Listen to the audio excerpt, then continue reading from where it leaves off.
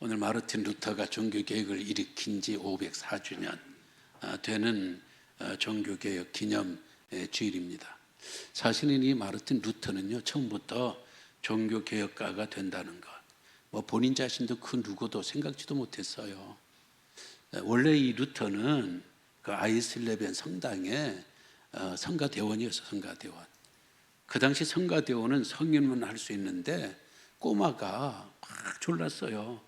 저도 성가대하고 싶어요. 성가대하고 싶어요. 그래서 어릴 적부터 성가대로 쭉 자랐습니다. 그만큼 그의 음성이 미성이에요.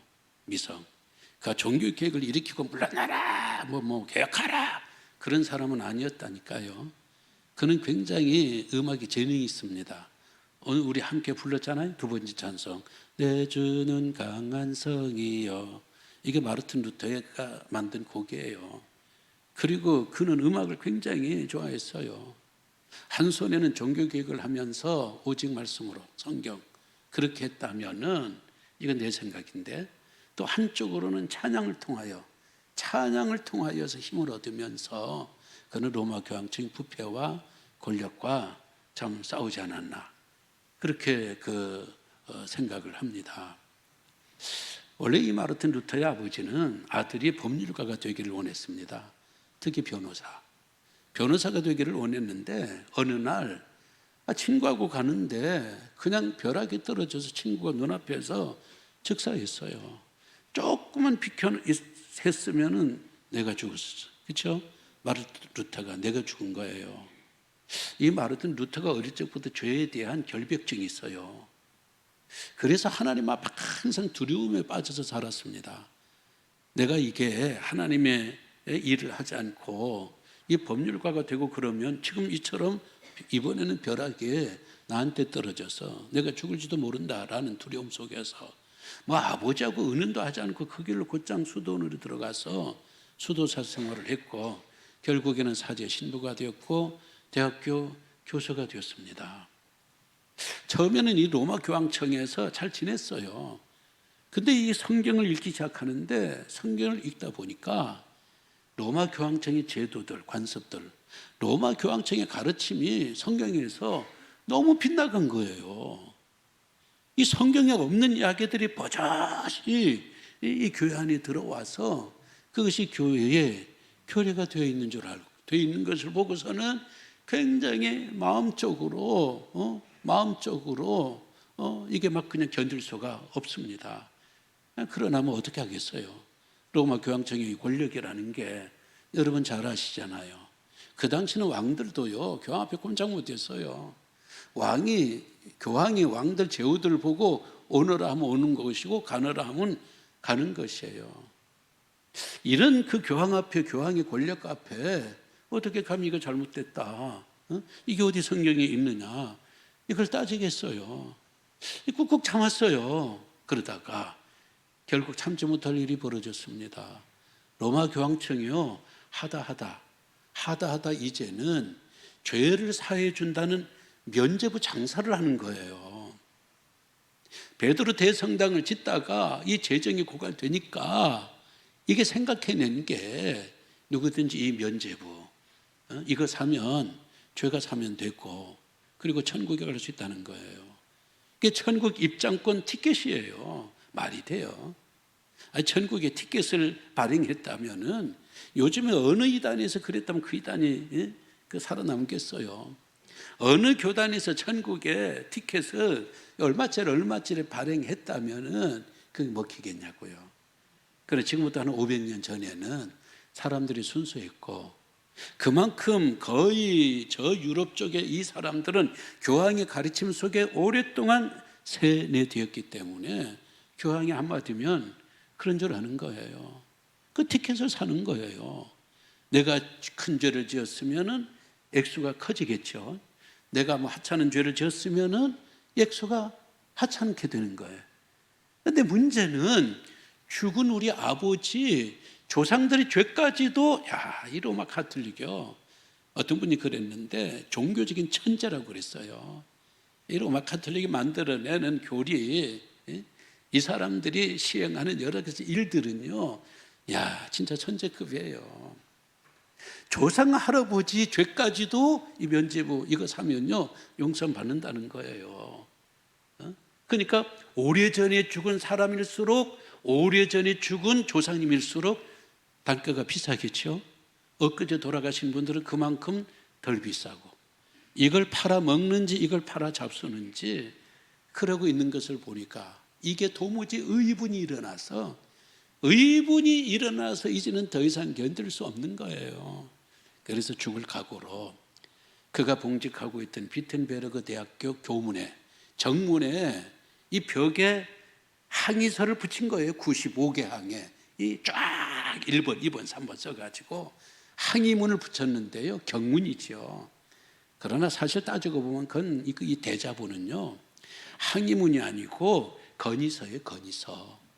처음부터 이 루터는 로마 카톨릭을 부정하거나 이 교황청이 이게 무너져야 된다 그런 사람 아니에요. 인정이 있어요.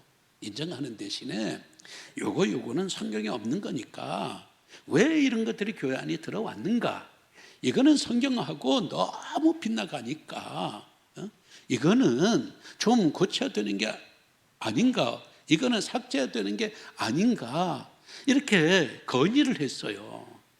그러면요 교황청이 건의하겠으면은 참 용감하네 젊은 사람이. 그때 루터의 나이가 34이에요.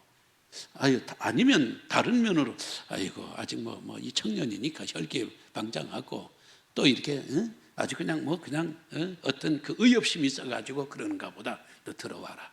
이건 저거고, 이건 성경에 없지만은 그러나 이 교회를 운영하다 보면 이런 것도 좋은 제도라서 우리가 하니까 이해를 해라.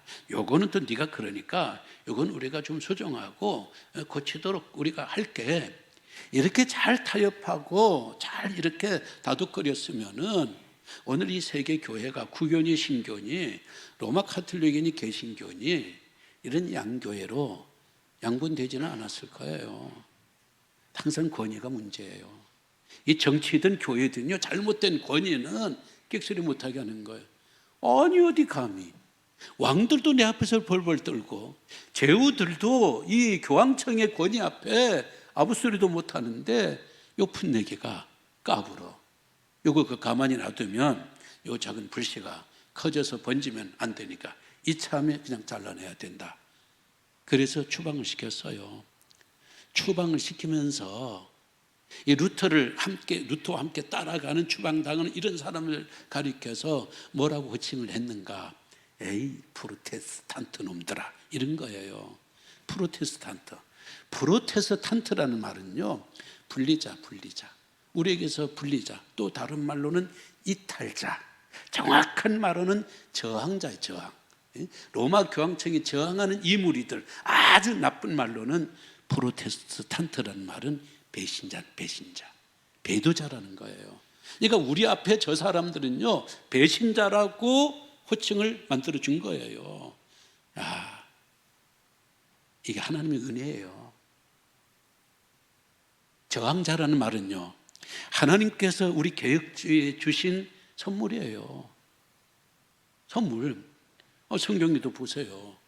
안디옥에 교회가 세워지기 시작했을 적에 사람들은 약간 비꼬고 약간 경멸하는 말로 그리스도인이라고 이름을 붙였어요. 그리스도인이 말. 나쁜 말로는요 요즘 말하면 저 예수쟁이들, 그리고 저 이단 예수를 따르는 추종자들, 그 뜻이에요. 그리스도인. 그러나 좋은 뜻으로 불리기 시작한 것은 저들은 예수님 말씀대로 따라 살아가는 작은 예수들, 그렇게 된 거예요. 교황청은 우리를 프로테스탄트, 저 배신자들, 배교자들, 그리고 이탈자들, 분리자들 그렇게 했지만요 하나님은 그 이름을 귀하게 여겨서 우리로 하여금 저항자가 돼요. 저항자. 뭐에 대한 저항? 불의에 대한 저항, 잘못된 권위에 대한, 권력에 대한 저항, 그리고 하나님의 말씀에서 떠난 것들에 대한 저항, 부패의 온상이었던 로마 교황청이 권력에 대한 이 저항. 인간 세상에는요, 저항이 없으면, 의분을 느끼지 못하면요, 썩어 문드러집니다. 그래도 이 문명이 살아남은 것은, 그래도 이 교회가 계속해서 살아남은 것은 우리 가운데 이 저항심, 저항하는 정신이 있었기 때문에 이런 악과 불의와 부패한 것들과 이런 사상과 저항하고 또 저항해서 정의를 지켜냈고 교리를 지켜냈고 선을 지켜냈고 오늘 교회가 있는 것이고, 그리고 세상의 문명이 있는 것이죠. 그러면 루터는 무엇에 대해 저항했는가? 이 종교교역의 저항 정신은 무엇인가? 세 개로 정리를 했어요. 첫 번째, 오직 성경이다. 오직 성경이다. 이 말은 뭐예요? 로마 가톨릭은 성경보다는 교회의 권위, 교황의 권위를 더 높이 뒀어요. 성경도 교황 밑에 있는 거예요. 교회 밑에 있는 거예요. 그러니까 성경도 교황이 이게 짜집기를 할 수 있는 거예요. 집어넣었다가 뺐다가 할 수도 있는 거예요. 여기에 대해서 루터는 아니다. 어디 그럴 수가 있느냐? 교황도 성경 밑으로 내려와라. 로마 교회도 성경의 권위 밑으로 내려와라. 그래서 이 마르틴 루터는 교황에 대한 권위, 로마 교황청에 대한 이 권위에 대해서 저항한 거예요. 왜? 성경의 권위를 최고조로 높이기 위해서. 마르틴 루터가 교황의 권위, 교회의 권위가 성경 밑으로 내려와야 된다라는 우리가 생각하면 너무 기본적인 거잖아요. 그러나 그때는 비상식의 상식이 되었던 시대였어요. 마르틴 루터는요, 사제가 되고 수도원 생활을 하면서 성경을 보니까 너무 좋거든요. 이렇게 좋은 성경을 왜 로마 가톨릭은 라틴어로만 읽게 하는가? 다른 성경은 번역도 안 돼요. 다른 언어로 읽으면 안 돼요. 꼭 라틴어로만 읽어야 돼요. 그 말은 뭐예요? 평신도들에게 성경 못 읽게 하는 거예요. 그 당시 헬라어가 주 언어잖아요. 헬라어가 요즘의 영어처럼 그 당시에는 헬라어가 주 언어이고, 그리고 헬라어 번역 성경도 있잖아요. 근데 헬라어를 못 읽게 하는 거예요. 왜? 헬라어를 평신들이 읽게 되고 모든 사람들이 읽게 되면 이 로마 교황청에 사는 이 제도들이 성경이 없는 거예요. 이걸 교인들이 알아보지 못하게, 교인들에게 숨기기 위해서 성경을 못 읽게 했고, 성경을 읽는 사람들을 추방하고 그리고 그들을 죽였어요. 말이 돼요? 우리가 공산주의가, 이슬람주의가 세상 사람들이 성경 읽는 사람 핍박하고 심지어는 죽였다는 말은 들었지만은 교회가 성경을 읽는다고 죽여? 그런 이야기가 국어 교과서 어디도 나오잖아요. 김성한 씨의 바비도라는 그런 작품에, 바로 그런 작품이에요. 그런 작품. 그건 뭐예요? 들통날까 봐서. 그런데 마르틴 루터가 번역을 하다 보니까 이 교황 제도가 없는 거예요, 성경에. 지금 프란치스코 교황이 266대잖아요. 베드로가 1대예요. 베드로 교황이 1대라는 거예요. 아니 성경에 어떤 베드로가 교황이라는 말이 어디 있어요? 그리고 교황 제도라는 말이 어디 있어요? 베드로가 교황이라면 바울은 뭐예요? 총회장이에요? 하나도 없는 거예요. 고해 성사라는 게 암만 뒤져봐도 고해 성사라는 건 없는 거예요. 고해 성사는 하나님 앞에만 고해할 수 있지, 어떻게 인간이 인간에게 고해하고, 그리고 그 인간이 주의 사면권. 예수님께서 너희 저를 사해놓으라 하니까 그때 유대인들이 벌떼같이 일어났는데, 그거를 이 로마 교황청은 버젓이 주의 사면권이 교황의 손에, 교회의 손에 있는 것처럼 이거를 그냥 실시하고 있는 거예요. 독신제도, 사제들, 신부들, 수녀들이 독신제도 없는 거예요. 이 결과적으로 이거는요, 바빌론 종교에서 나온 거예요. 로마에 들어간 기독교가 그 순혈 기독교였잖아요. 성경 그대로 믿었는데 주 300년 이후에 기독교가 공인이 되면서 이 사람들이 밖에 나오고 기독교가 주류 종교가 될 것 같으니까 바빌론 종교가들이 빅딜을 했어요. 빅딜. 너희들은 신전이 없고 우리들은 너희들이 갖고 있는 게 없다. 그러니까 우리가 합쳐가지고 빅딜 해가지고 너희들이 우리의 신전을 성당으로 쓰는 대신에 너희들 다 이걸 쓰는 대신에 그 대신 우리들의 제도를 너희들이 받아라. 그 제도가 뭐예요? 바빌론 종교에는 교황 제도가 있었어요. 고해성사 제도가 거기 있었던 거예요. 그리고 이 사제들의 독신이 거기서 온 거예요. 이게 기형적인 이 기독교 로마 가톨릭을 만들어낸 거예요. 마르틴 루터가 이걸 안 거예요. 이게 말이 되냐? 이게 말이 되냐? 지금도 보세요. 교황은요 항상 성경권이 위에 있습니다. 지금 로마 가톨릭의 성경은 66권이 아니에요. 우리는 66권이에요. 왜? 우리는요 요한계시록 마지막에 뭐라고 이야기했어요? 22장 마지막에 보면 누구든지 여기에 뭔가 첨가하면 재앙이 첨가될 것이고 여기에서 뭐 빼면 너희들이 복도 빼버리겠다. 가감하지 말라. 성경 66권을 딱 묶어놓고 이 66권의 성경 권위 앞에 우리는 절대적인 순종을 해요. 성경이 가는 곳에 가고 성경이 서라는 곳에 서고 성경이 그러면 세상이 뭐래도 그게 진리예요. 성경이 아니라고 그러면 세상이 진리라고 해도 우리는 아니라는 거예요. 우리는 절대적인 성경 권위 앞에 순종하고 그 권위를 따라 살아왔는데요. 가톨릭은요 성경이 73권이에요. 신약 성경은 우리하고 같아요. 27권. 근데 구약 성경이 7권이 첨가되었어요. 왜 첨가되었는가? 이 가톨릭에서 하는 이러한 제도들 성경에는 없는데 소위 7권의 이런 외경들 내지는 가경들 여기는 문득 그 전설과 같은 그런 이야기가 있어요. 이게 하나의 이 잘못된 이 교리들 제도들을 뒷받침할 수 있는 게 되겠다 생각하니까 교황이 이거 집어넣어라. 이거 하나 집어넣고 또 하나 그랬더니 7권이 집어넣었어요. 지금은 73권이지만요 오늘에도 교황이 야, 그 어느 성경 좀 안 좋다 그거 빼버리고 또 어느 게 그 성경적이니까 그 가경 중에 외경 중에 그거 집어넣어라 그러면요 그날로부터 성경이 뭐 고무줄처럼 줄였다 늘렸다. 이게 소위 교황의 권위예요. 교황의 권위가 어느 정도인가 하면요 우리는 지금까지 마리아는 죽은 거예요.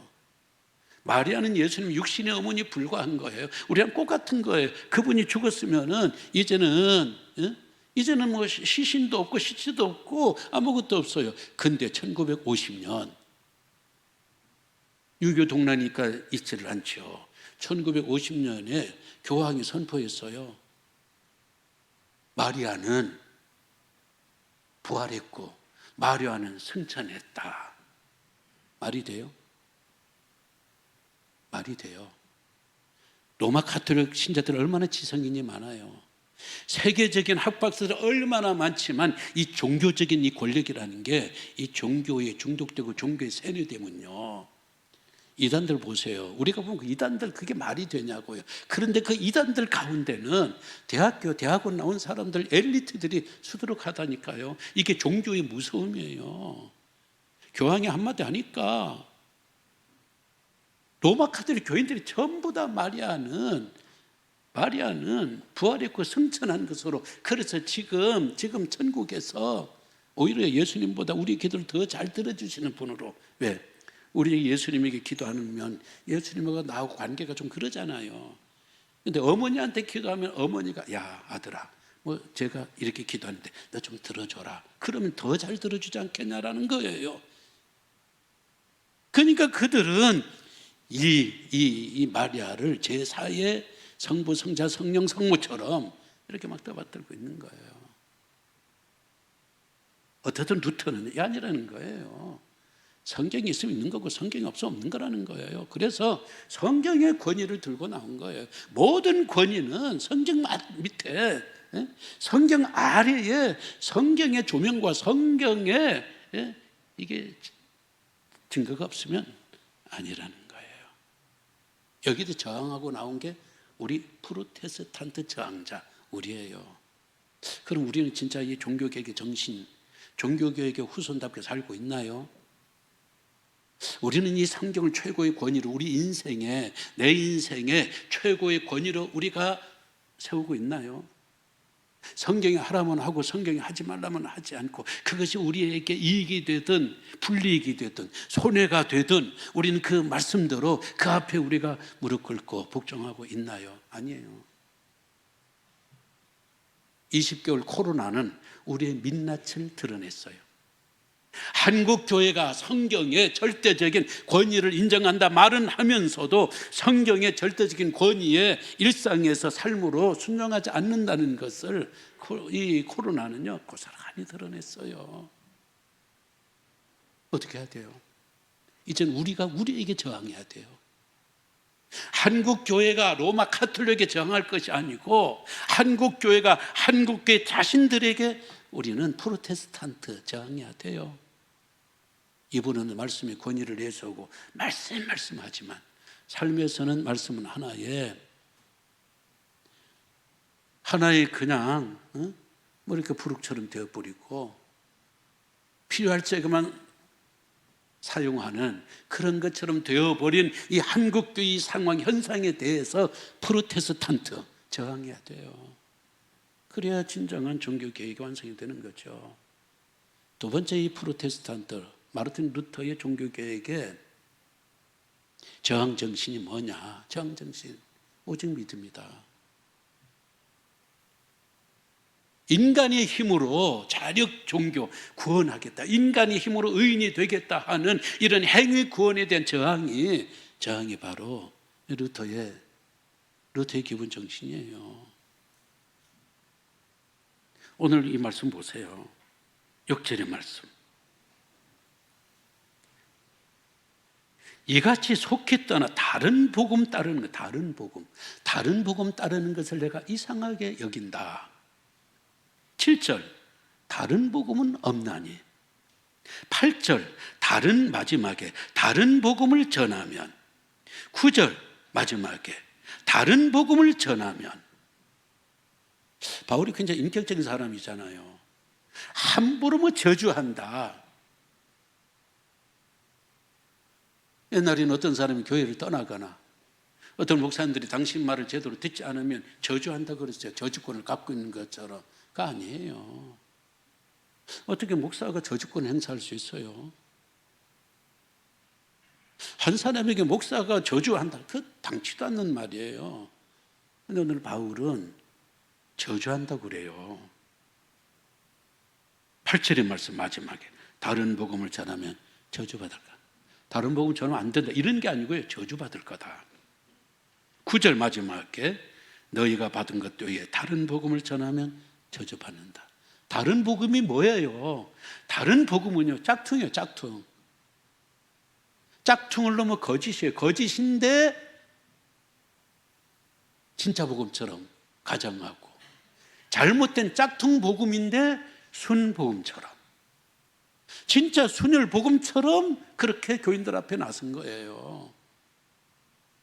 이 갈라디아 교회는 바울이 세웠습니다. 바울은 그냥 복음주의 교회를 세웠어요. 복음이 뭐예요? 예수 그리스도께서 우리를 위해서 죽으셨고, 우리는 하나님의 은혜가 아니면 절대로 의인이 될 수 없고 구원받을 수 없다. 하나님의 은혜 가운데 우리가 의인의 신분을 얻고 우리가 구원받았으니, 참 하나님 은혜고 나는 그 앞에 겸손 아무것도 할 것이 없다. 우리의 구원에 내가 보탤 행위는 요만큼도 없다. 이게 복음이거든요.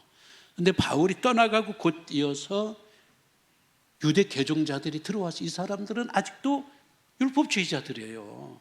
말이 되냐 너희들? 생각해봐라. 아니 하나님이 믿으면, 하나님이 예수님 믿으면은 십자가 보혈 구원받겠다고 해줬지만 너 그게 전적으로 전부 그 말을 다 믿냐? 양심도 없냐? 너희들이 행위가 없이 선행이 없이 그냥 믿음으로만 구원받겠다. 그러면 우리 조상들이 그렇게 율법을 위해서 애쓰고 고생하고 수고하고 그 사람들 바보냐? 그 사람들 수고를 너희들은 헛되게 만드느냐? 그게 아니다. 예수 그리스도가 십자가에서 죽음으로 우리의 구원의 길은 열어놓았지만, 구원의 대문은 열어놓았지만, 우리가 구원받는 것은 내 행위에 근거한다. 내 행위가 열심히 선행하고 노력하고 그래서 하나님이 보시기에 그게 합당하면 우리가 의인이 되고 구원받게 해준다. 그러니까 구원은 믿음과 플러스 행위는 곧 구원이다라는 이런 등식을 만들어냈어요. 이것이 소위 갈라디안주의예요. 이걸 알고 바울이 펄쩍 뛴 거예요. 그거 무슨 말이냐? 우리 행위가 어떻게 보태가지고 하나님 앞에 의인이 될 수 있는 거냐? 그는 가짜 복음, 다른 복음이다. 이 다른 복음을 전하는 자, 다른 복음을 듣는 자, 따르는 자들은 저주를 받는다. 분명히 그렇게 이야기해놨거든요. 이걸 갈라디안주의라고 한다고 그랬잖아요. 이 갈라디안주의의 뿌리가 어디로 뿌리를 내렸는가? 로마 가톨릭으로 이게 뿌리를 내린 거예요. 그래서 로마 가톨릭은 선행을 굉장히 강조합니다. 그러니까 예수 그리스도가 우리의 구세주라는 것은 확실하지만 여기에 우리의 선행이 보태지지 않으면은, 우리의 선한 행위가 여기에 보태지지 않으면은 안 된다는 거예요. 그래서 그들은 성지순례를 말하고 헌금을 말하고 고행을 말하고 금식기도를 말하고 이런 것들이 보태져 가지고 바로 그런 행위 때문에 하나님이 우리를 구원하신다, 이렇게 가르쳐 놓은 것에 대해서 루터가 저항한 거예요. 그 말도 안 된다.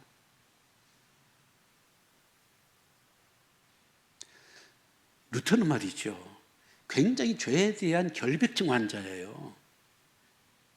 그래서 조금은 양심의 가책이 걸려도 그것 때문에 끙끙 앓고, 다른 사람은 야 뭐 그걸 그러냐 대수롭지 않게 그 죄를 흘러버리지만은, 루터는 태어나면서 태생이 죄에 대해서 굉장히 민감해서 요만한 죄라도 지으면요 그걸 때문에 못 견뎌 했어요. 그래서 그가 쓴 책에 보면은, 나는 바시락거리는 가랑잎 소리에도 내 죄에 대한 하나님의 진노인 줄 알고 가슴이 덜컥했다, 그렇게 기록해 놓았습니다. 왜? 친구가 벼락에 맞아 죽는 것을 보았기 때문에 그런 거예요. 그래서 그도 이 죄의 이 몸에서 자유함을 얻기 위해서 의인이 되기 위해서 엄청 몸부림쳤습니다. 로마 가톨릭이 말하는 모든 것을 다 해르는데도 마음이 참된 자유가 없는 거예요. 베드로 성당을 방문해서 계단을 오릅니다. 계단이 지금도 성지순례 코스 안에 있어요. 한 계단 오르면서 자기의 죄를 자백해요. 어린 시절의 죄를 자백해요. 두 번째 계단 오르고 유년 시절의 죄를 자백해요. 세 번째 계단 청소년 시절의 죄를 자백해요. 하나하나 죄를 자백할 게 없으니까 부모의 죄를 자기가 대신 자백해요. 조상들의 죄를 대신 자백해요. 근데 마음에 평안이 없는 거예요. 다 오를 때까지. 일설에 의한다는 것은 정확한 것은 아니라는 거예요. 마지막 계단 이 꼭대기에서 이 죄의 문제에 대해서 해결하지 못했는데, 그때 문득 벼락 치듯이 머리를 탁 때리는 성경 구절이 있었는데, 로마서 1장 17절 의인은 믿음으로 말미암아 살리라. 의인이 된다는 것은 믿음이라는 거예요. 어떤 행위도 우리를 의인이 되게 만들 수 없다라는 그 말을 들었을 적에 바로 이거다. 우리가 하나님의 은혜를 그냥 받아들여서 내가 의인이다, 칭의의 신분을 들 적에 하나님 고맙습니다, 벌떡 그걸 받아들면 되는 거를 우리의 행위로 하나님의 의를 사려고 했더니 너무 어리석었다, 할렐루야 우리 식으로 외치고, 그리고 여기에 대한 저항을 한 거예요. 당신네들이 어떤 인간의 행위로, 그리고 교황청의 정해놓은 이런 제도와 이런 관행과 관습으로 의인 만들려는 그런 노력을 당장 멈추라는 거예요. 세 번째는 오직 은혜다. 교회 안에 들어와 있는 율법주의, 비은혜에 대해서 저항을 한 거예요. 율법주의가 뭐예요? 율법은 요거 너요 벌 주고, 그게 율법주의잖아요. 그러니까 율법은요 지키려니까 너무 힘든 거예요. 기쁨이 없는 거예요. 자유함이 없는 거예요. 율법의 중심은 뭐냐? 불량품 4절이에요. 불량품이 뭐예요? 종교에서 율법에서의 불량품, 종교에서 불법 저질렀어요. 율법을 지키지 못했어요. 그건 불량품이에요. 이게 성전이 못 와요. 불량품이니까. 신체적인 불량품, 신체적으로 장애자는요 성전이 못 와요. 이거 성전에서 야 불량품 4절 꺼져. 혈통적인 불량품 4절 이방인들은 못 와요. 이방인들은 못 와요. 이런 불량품 4절이 있는데 예수님께서 오셔서 불량품들 다 내게로 오라. 다 성전은 불량품 4절이라고 그랬지만 다 내게로 오라. 그들이 온 사람, 예수님을 믿는 사람들에게 죄를 용서해 주고 의인의 신분을 만들었다는 건 뭐예요? 불량품에서 완제품으로, 최고의 걸작품으로 예수님 만들고 걸작품의 삶이 성경에 나오는 예수 만난 사람들이 이유잖아요. 이 루터는요 아버지를 굉장히 무서워했다는 거 말씀드렸잖아요. 굉장히 엄격하니까. 왜? 아버지는 자기가 변호사 법률가가 되기를 바랬는데 이 똑똑한 아들이 사제가 되니까요 화가 나요. 평생 넌 안 보겠다. 네 아들 아니다. 아주 안 좋게 생각했어요. 그래서 그때 어린 시절에 이게 딱 박혀가지고 루터는요 하나님 아버지 그 말을 싫어했어요. 하나님 거기 빠지 않아요. 왜? 하나님이 아버지라면 나 그런 하나님 너무 무섭다는 거예요. 너무 무섭다는 거예요. 그랬더니 이 사람이 바로 이 복음 안에서 자유를 느끼고 해방을 받았어요. 오직 의인은 믿음으로만 산다. 은혜를 받은 거예요. 은혜의 뜻이 뭐예요? 은혜는 카리스, 기쁘다, 즐겁다.